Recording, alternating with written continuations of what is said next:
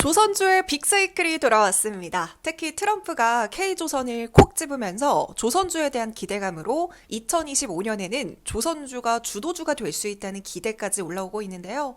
그래서 오늘은 제가 조선업에 대해서 아주 쉽게 설명해 드리겠습니다. 자, 우리가 조선과 관련된 뉴스를 보면 LNG선, 컨테이너선, 해양 플랜트, 최근에는 뭐 MRO 이런 여러 가지 용어들이 나오잖아요. 너무 복잡하고 어려우셨죠? 제가 이전 영상도 반도체 2차 전지 너무너무 쉽게 설명해 드렸던 것처럼 오늘도 제가 이 영상 하나로 조선업과 해운업에 대해서 완벽하게 이해할 수 있도록 도와드리겠습니다. 자, 일단 우리 조선산업과 해운산업에 대한 구분이 먼저 필요할 것 같은데요. 많은 분들이 이 둘을 동일하게 생각하시는 경우가 있는데 조선산업과 해운산업은 밀접한 관련이 있는 건 맞지만 좀 다릅니다. 일단 배를 만드는 건 조선산업이에요. 그리고 배를 만드는 기업은 HD 현대중공업, 한화오션, 삼성중공업이 우리나라 조선 빅3고요. 이 밖에도 현대미포조선, HJ중공업이 중형 조선사에 속하고 있습니다. 여기에 선박용 엔진이라든지 블록, 탱크 등 기자재를 납품하는 기업들도 조선산업에 포함이 됩니다. 이어서 해운산업은 배를 운영하는 산업인데요. 화물 운송을 담당하는 물류 기업들입니다. HMM, 흥하해운, 대한해운이 해운주에 속하고 있죠. 그래서 쉽게 정리하면 조선은 선박을 만드는 건조업이고요. 해운은 운반업, 교통업이라고 생각해 주시면 되겠습니다. 자, 여기까지는 어려운 거 없이 이해되시죠? 그럼 본격적으로 조선업과 해운업에 대해서 알아볼 텐데, 자, 우리나라뿐만이 아니라 전 세계에서 수출과 수입 활동을 할 때 전 세계 물동량의 70%는 바다에서 이루어집니다. 우리 뉴스에서 이런 영상 많이 보잖아요. 이 안에 우리가 사용하는 뭐 수입품들, 우리가 다른 나라로 수출하는 물건들이 가득가득 실려 있는 겁니다. 이처럼 전 세계 물동량의 70%가 바다에서 이루어지고 있기 때문에 조선산업과 해운산업은 경제의 호황과 불황에 따라서 엄청난 이익의 차이가 납니다. 자, 일단 조선업의 사이클, 그러니까 산업 주기는요, 호황기와 불황기 딱 두 가지로 구분이 되어 있는데요. 호황기는 말 그대로 경기가 회복이 되면서 물동량이 증가하고 운임비가 상승하면서 선박이 부족해지고 새로운 배의 발주가 증가하게 되고 덩달아 중고 가격이라든지 신조선가도 같이 상승하는 사이클입니다. 반대로 불황기는 경제가 나빠지면서 물동량이 감소하고 선복이 과잉되면서 운임이나 용선료가 하락합니다. 그렇게 되면 신조 발주가 감소하고 중고나 신조선가도 하락하게 되겠죠. 이런 식으로 진행이 되죠. 자, 제가 방금 경기가 회복되는 과정에서 새로운 배의 발주가 증가하고 신조선가가 같이 상승한다고 했잖아요. 그런데 문제는 배가 일반 물건처럼 막 바로바로 공장을 돌려서 찍을 수 있는 게 아닙니다. 보통 배 한 척을 만들려면 최소 2년에서 한 3년 정도의 시간이 걸리거든요. 따라서 배가 만들어지기 전까지는 기존의 선박만으로 늘어난 물동량을 감당해야 합니다. 그리고 2, 3년 동안 만들어진 선박은 평균적으로 한 20에서 25년 정도 운항이 되기 때문에 신규 선박 발주는 20여 년이 지난 후에야 나오게 된다라는 점도 체크해 주시기 바라겠습니다. 자, 어쨌든 경기가 막 좋아서 공급은 제한적인데 운송해야 될 화물은 많으니 자연스럽게 운임이 급등하게 되겠죠. 따라서 이런 경우에는 배가 만들어지는 2, 3년의 시간 동안 운임이 천정부지로 치솟게 돼서 해운사들의 영업 실적이 크게 개선이 되는 시기이기도 합니다. 하지만 이런 호황은 잘 아시겠지만 계속되지는 않겠죠. 2, 3년 후에 새로 건조된 선박들이 시장에 막 풀리기 시작하면 오히려 공급 과잉으로 인해서 발주가 감소하고 폐선이 증가하고 운임이 다시 하락하는 상황이 발생할 수 있습니다. 자, 그럼 이번에는 조선주와 해운주에 투자할 때 꼭 알아야 되는 선박의 종류와 단위에 대해서 알아보겠습니다. 일단 용도에 따라서 선박을 분류하는데요. 아마 들어보셨을 거예요. 컨테이너선, 탱커선, 벌크선, 오프쇼어. 하나씩 살펴볼게요. 먼저 가장 익숙한 컨테이너선부터 알아보겠습니다. 컨테이너선은 화물을 담은 컨테이너를 실어 나르는 역할을 하는데요. 말 그대로 네모난 컨테이너에 화물을 싣는 것으로 TV나 가전, 생활용품, 이렇게 일반적으로 사용하는 공산품이나 잡화가 이 안에 들어있어요. 그래서 조선과 관련된 뉴스를 볼 때 가장 많이 이 사진 보셨을 거예요. 이게 바로 컨테이너선입니다. 이어서 탱커선은 주로 액체 연료를 실어 나르는 선박인데요. 이 안에는 유류나 가스 이런 것들이 들어있죠. 이 사진이 바로 탱커선입니다. 이때 이 탱커선을 조금 더 세분화해서 명칭을 붙여보자면 원유가 들어있으면 원유선 또는 유조선이라고 합니다. 이때 VLCC선이라고도 많이 나오는데 이거는 초대형 원유 운반선을 의미해요. 그리고 정유 과정을 거친 석유 제품이 들어있으면 제품선이라고 하고요. LNG가 들어가 있으면 LNG선이라고 합니다. 우리는 이 LNG를 통해서 주로 도시가스로 사용을 하고 있어요. 그런데 LNG의 특성을 잠깐 설명을 드리고 싶은데 LNG가 말로 풀면 액화천연가스거든요. 천연이라는 단어가 들어간 것처럼 LNG는 황산화물이나 질소산화물 등 유해물질이 적게 발생하는 친환경 연료에 속하고 있습니다. 근데 이 LNG가 원래 상온에서는 기체 상태예요. 그런데 이거를 액화시키면 부피가 600분의 1으로 줄어들어요. 그러면 이렇게 줄어들게 되니까 훨씬 더 수송하거나 저장하는데 편리하겠죠. LNG는 끓는 점이 영하 161도 이하이기 때문에 원래는 기체지만 운송할 때는 이렇게 액체로 바꿔서 운송을 하게 됩니다. 여기서 이 냉각 과정이 아주 높은 기술력을 요구하고 있기 때문에 일반적인 탱커선에 비해서 LNG선의 부가가치가 높습니다. 그래서 아마 뉴스에서도 LNG선은 고부가가치 선박이다 이런 내용 많이 들어보셨을 거예요. 근데 원래 조선하면 우리나라가 최강이었거든요. 근데 정말 아쉽게도 현재 글로벌 전체로 봤을 때 조선업은 중국이 인도량을 기준으로 55%를 차지하고 있습니다. 중국이 우리나라 조선업의 점유율을 계속해서 가져가면서 우리나라의 조선업 입지는 줄어들고 있는데요. 그래서 우리는 프리미엄 전략을 쓰고 있습니다. 어떻게? 바로 이 LNG, LPG 운반선을 통해서요. 중국은 저렴한 선박을 많이 수주하는 전략을 가지고 있어요. 하지만 우리는 이런 전략이 아니라 LNG, 이렇게 비싼 고부가가치 선박, 비싼 선박을 수주하는 전략을 취하고 있는 겁니다. 이쪽 분야에서는 우리나라가 중국보다 훨씬 더 앞서고 있어요. 반면에 중국은 벌크선, 컨테이너선 이런 선박들을 싸게 많이 수주하는 전략을 갖고 있고요. 하지만 안타깝게도 고가형 선박 수주 능력이 있는 우리나라 조선사는 앞서 말씀드린 것처럼 빅3 위주고요. 중형 조선사들은 고가형 선박 사업 경쟁력이 좀 약해요. 그래서 어쩔 수 없이 중국과 경쟁을 해야 되는데 중국이 워낙 저가로 경쟁을 하다 보니까 지금 중형 조선사들은 힘을 쓰지 못하고 있는 상황입니다. 자, 여기까지도 어려운 점 없이 이해되실 거라고 생각이 듭니다. 혹시라도 여기까지 이해 안 되시면 댓글로 남겨주시면 제가 다시 한번 댓글로 설명해 드리도록 할게요. 그럼 이번에는 벌크선으로 넘어가 볼게요. 벌크선은 석탄이나 곡물 이런 것들을 운반하는 선박이고요. 건화물선이라고도 부릅니다. 건화물은 파손되거나 변질될 우려가 적기 때문에 포장하지 않고 그대로 적재를 하고 있어서 앞에서 말씀드렸던 다른 배들에 비해서 크게 신경 쓸 것이 없는 선박입니다. 특히 건조하는 데 필요한 기술력이 다른 배에 비해서 그리 높지 않아요. 그래서 대부분의 조선사에서 다 건조가 가능하기 때문에 사실상 경쟁이 가장 치열한 업종이기도 합니다. 이 벌크선은 인프라 투자랑 밀접한 관련이 있어서 원자재 수요가 많은 신흥국 경기를 판단하는 데이터로 사용이 되기도 하는데요. 이 건화물 운임지수가 오르면 신흥국 경기가 좋고 건화물 운임지수가 낮으면 신흥국 경기가 나쁘다 이렇게 판단을 해볼 수 있겠습니다. 그리고 마지막으로 오프쇼어, 이거는 뭘까요? 바로 해양 유전이나 해양 플랜트에 사용되는 선박인데요. 쉽게 말해서 바다에서 유전이나 가스를 개발하고 탐사하고 시추하는 용도로 사용되는 특수 선박을 의미합니다. 여러분 어떠신가요? 선박의 종류가 너무너무 많죠. 그래서 다른 산업들은 사실 사이클이 표준화되어 있지만 조선업은 그렇지 않아요. 이렇게 선박의 종류가 많기 때문입니다. 벌크선은 뭐 곡물, 철광석 등을 운반하기 때문에 이런 원자재들의 가격 사이클에 따라서 벌크선 사이클도 영향을 받고요.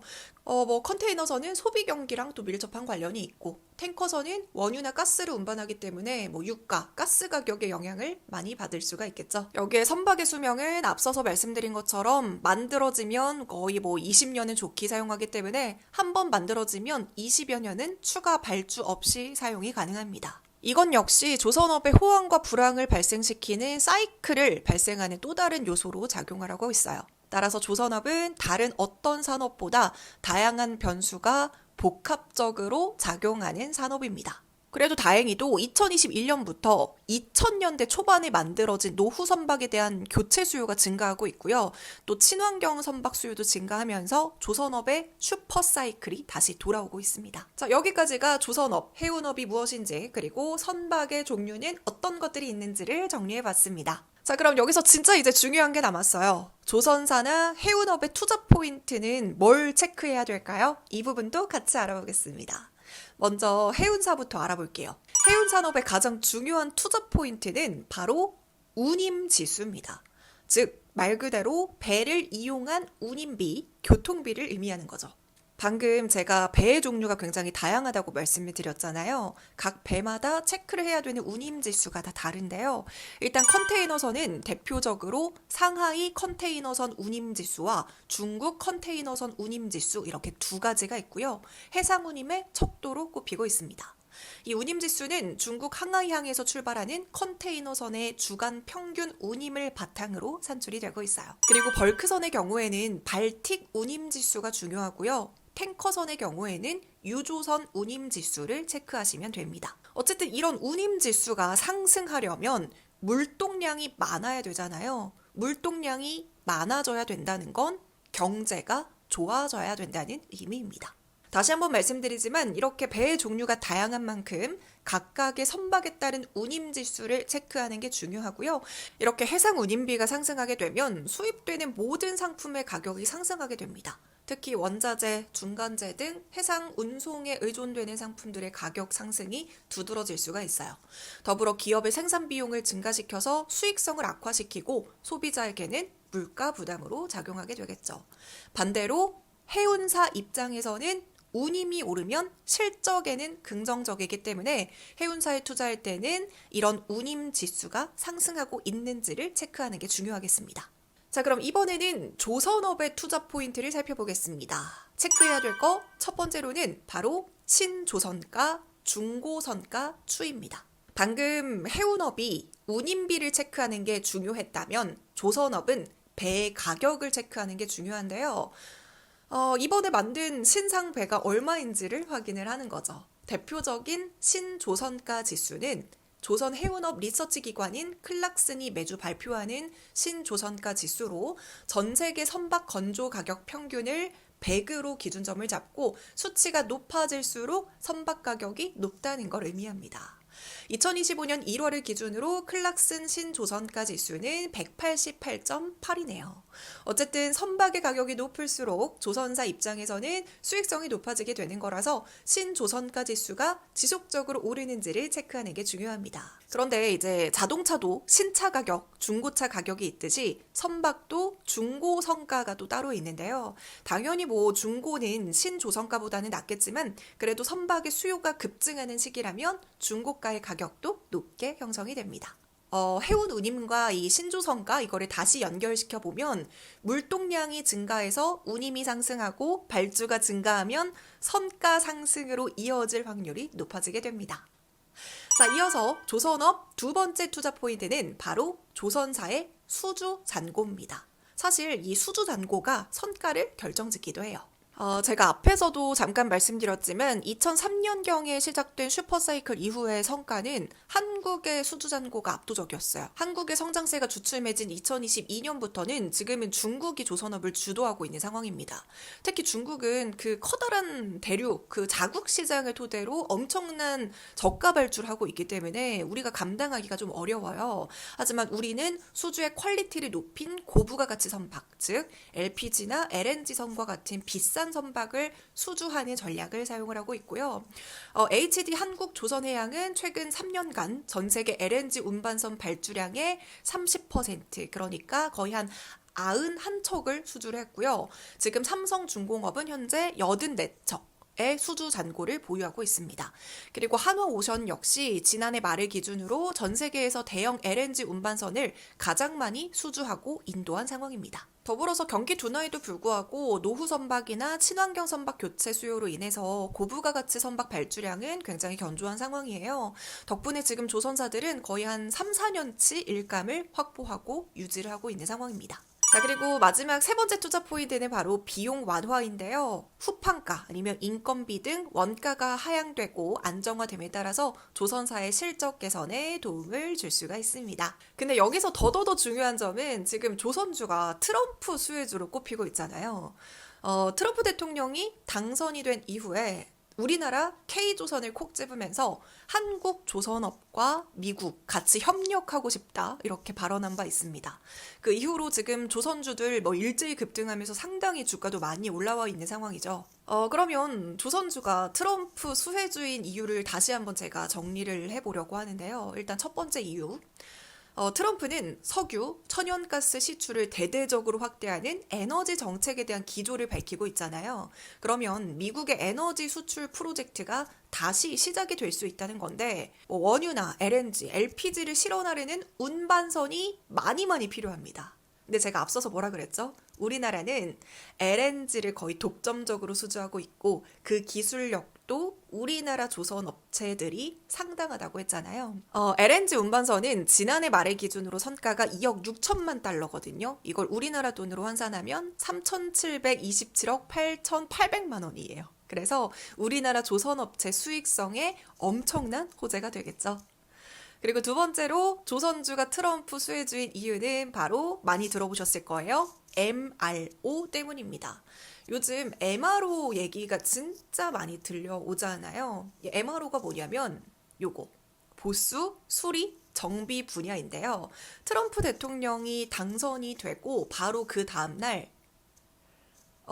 이제 우리나라 정부에 전화를 했습니다. 그러면서 뭐라고 했냐면 한국의 세계적인 건조 군함 능력을 잘 알고 있다.